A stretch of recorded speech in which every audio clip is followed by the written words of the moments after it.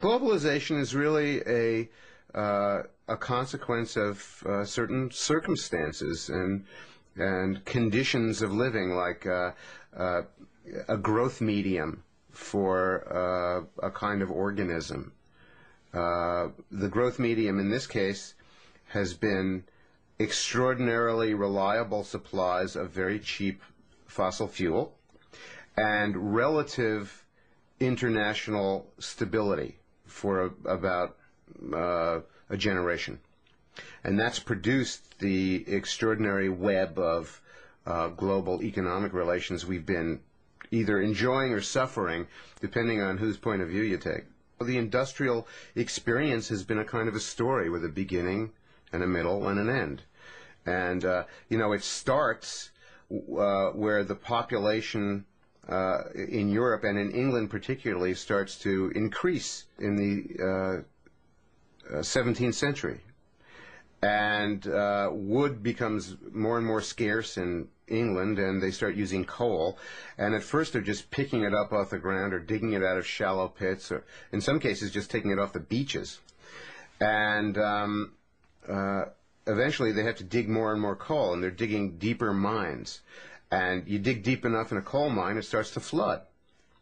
Well, somebody develops a pump to get rid of the water in the coal mines. And the pump is powered by this new thing, a steam engine, which can run on the same material that you're pumping. And then a few decades later, somebody figures out, well, we got to move all this coal. Maybe we can take this steam engine pump and put it on some kind of an engine that will pull a train of cars that will be loaded with coal. And we'll move the coal from the coal mine to where it's needed. And by and by, a few more decades go by, and you have this elaborate railroad system being built in England and continental Europe and the United States, but really first in England and the United States. And, that's really when the industrial story gets serious traction and takes off. And all kinds of engines are now being designed and built and used. And what you're really getting is the replacement of tools with machines. And more elaborate machines, in some cases being used to make more machines.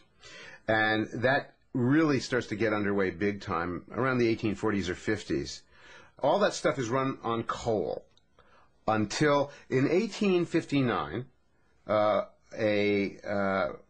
unemployed railroad conductor named Edwin Drake drills the first oil well in Pennsylvania using equipment that's designed for water wells. And so the oil industry starts, and it's first used for illumination, because we are now running a society that needs light after the sun goes down, especially in factories, and we need better light than you can get from a candle. And whale oil turns out to be an extremely limited resource. We're decimating the sperm whale population by the 1850s. So you get this wonderful thing, this stuff they call rock oil, which can be used for illumination. And so, the kerosene lamp was new technology during the Civil War. The kerosene lamp was the iPod of the Civil War. Great new technology, really bright. And so that goes on for about 30 years, And the next big thing is that we discover we can use oil to run engines that previously were run on coal. So we start to run ships and trains. Not trains so much, mostly ships are the first thing that really start to be shifted over to oil. And Winston Churchill does that in a big way when he converted the British Navy from coal to oil just before World War I, because he realized that ships run on oil would be much more maneuverable and have longer range and be quicker and more nimble. And, then we get the automobile and the takeoff of the automobile age and the airplane and all that. And that brings us up pretty much to the modern period. Our consumption of oil has gone up steadily since we first started using it, to the degree that the world now uses a little bit more than 80 million barrels of oil a day. Now, in America, we use a quarter of the world's crude oil in America every day. That would be 20 million barrels a day. Every 5 days, we use 100 million barrels of oil in the United States. Every 50 days, we use 1 billion barrels of oils. 10 times 100 million is 1 billion. There are about 7 periods of 50 in every year. And so we use about 7 billion barrels of oil a year in America. It is generally understood that we started out in America with about 200 billion barrels plus of oil in our original endowment. And we're now down to about 28 billion. Okay?